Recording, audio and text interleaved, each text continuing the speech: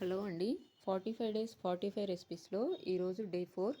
ఈరోజు రెసిపీ వచ్చేసి fibre content అలానే ప్రోటీన్ కంటెంట్ ఎక్కువగా ఉండేటటువంటి గోరుచిక్కుడుగాయ మరియు పుచ్చగింజల పొడి యూజ్ చేసి ఈ కర్రీ అనేది చేశాను.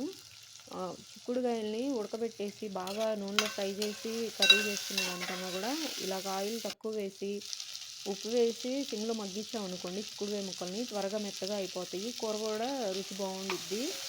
అలానే దీంట్లో మనం పచ్చి కొబ్బరిని కూడా యూజ్ చేయడం వల్ల దీని టేస్ట్ అనేది ఇంకా బాగుంటుందన్నమాట.